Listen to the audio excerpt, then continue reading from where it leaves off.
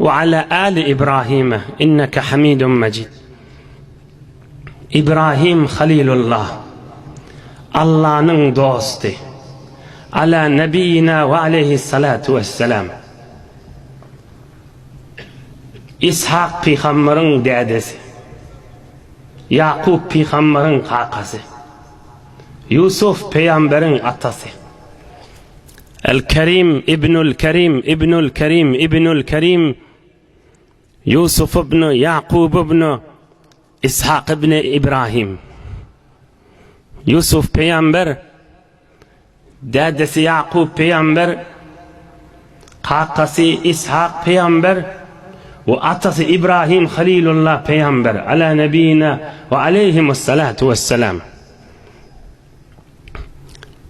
Nebi-i Ekrem Derman Muhammed Resulullah aleyhissalatu vesselam'ın 60. arkasındaki derman kakası İbrahim Halilullah, Musa Kelimullah vel Şiali, İsa Ruhullah vel Şiali, Adem Safiyullah vel Şiali, Nuh Neciyullah vel Şiali, ve inniki hefte inşallah İsmail Zebihullah vel Şiali. İbrahim Halilullah da Kur'an-ı Kerim'in özünde diye vettehadallahu İbrahim'e halile. İbrahim min dostum diptir Allah Teala. İbrahim'i dost tutunnum diptir.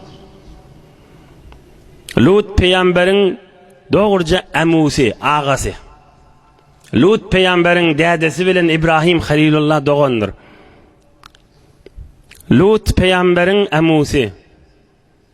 Lut peygamberin dedesi Haran İbrahim Halilullah'ın doğanıdır.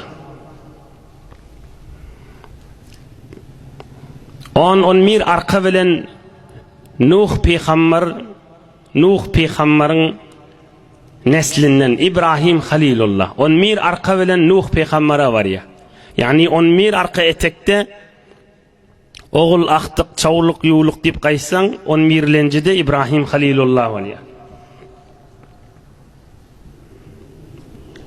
Tek peygamber iken namazda Muhammed peygamberin kaptalına adı tutuluyor. Belki içerisine de salavat ediliyor. Yani okan salavatımızda yok, namazda okuyan salavatımızda. İnşallah işte Allah köklesi gurruna gireriz. Tek peygamber iken Muhammed peygambere salavat okulanına ey subhanallah namazın içinde şol peygambere salavat okuyor. Kema salleyte ala İbrahim edip, kema barekte ala İbrahim edip.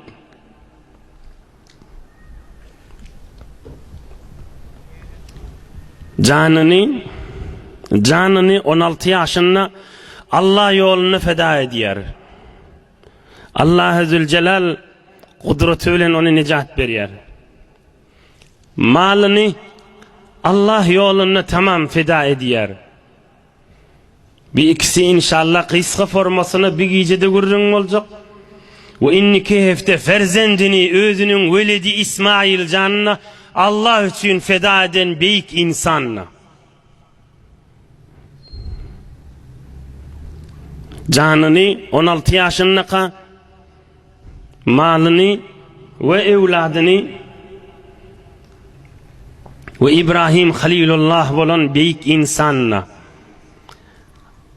fettebi' millete İbrahim hanife olup Kur'an-ı Kerim'de katikan gelen adı gelen ma kana İbrahimu Yahudiyen ve la Nasraniyen velakin kana hanifen Müslüman diyen büyük insanla.